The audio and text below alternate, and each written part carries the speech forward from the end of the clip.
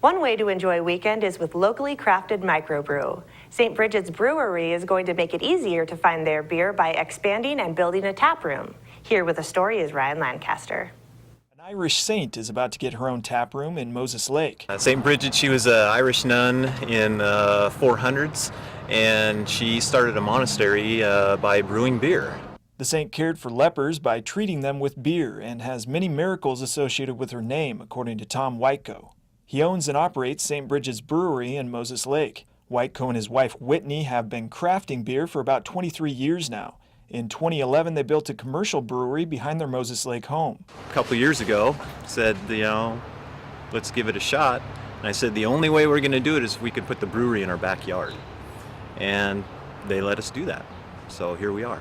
The venture has been a big success, and their beers can be found at several area pubs.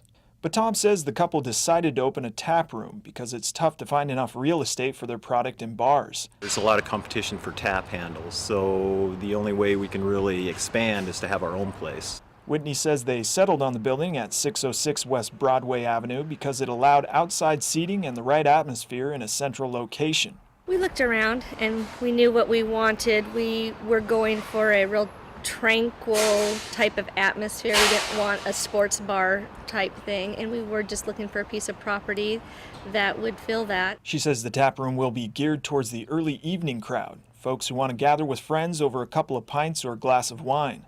They'll offer some live acoustic music on the weekends, but above all, the couple plans to keep it simple. We're going to have a little bit of food, simple food like bratwurst and German sausage from Voice Sausage, and a little bit of cheese plate type thing, and then just our beer and a little bit of local wine. The brewery has an impressive array of craft beers, from their standby brown, pale, and amber ales to a winter seasonal set for release in November. We just added a blonde, a oatmeal stout, an IPA, and then we have a wheat is in the development stage right now, fermenting. They also plan to offer a Belgian white and a gluten-free brew in the near future. So we'll possibly could have about up to 12 to 16 different beers. The Whiteco's brewery, while small, outputs well over 100 barrels a year and is growing at a steady pace. Helping out with that process are their kids, Kylie and Connor Whiteco. I'm my dad's main man when it comes to brewing. I help him grind the grain, get the hops, find the yeast, and start the starter batches. While at 19 years old, he's too young to drink his creations, Connor says he's loved the science behind brewing since he was young. He's considering a career as a chemical or food engineer. This is a really good example of what might be in store for me. It's bizarre what things do in certain temperatures and what they don't do.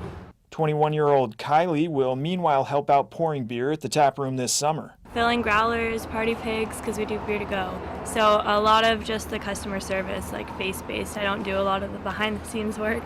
Kylie says she's excited to be part of making the family dream come true. Like in Japan, when your family's successful, you're successful as a whole. So I just really hope that we're successful in this together. Like both her parents, Kylie is a school teacher. She says the tap room will be a great after-work stop for her fellow educators. We're open conveniently after school for those teachers who'd like to come and have a drink.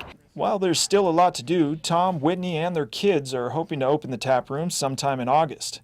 Whitney says people can watch their website, stbridgetsbrewery.com, for updates on the tap room's progress. If you're looking for tranquility, I think St. Bridget's tap room will be the place that you want to go. For iFIBER 1 News, this is Ryan Lancaster reporting. Thanks, Ryan. Well, that's going to do it for us here at iFIBER 1 News. We want to thank you for watching, and we'll see you again next week.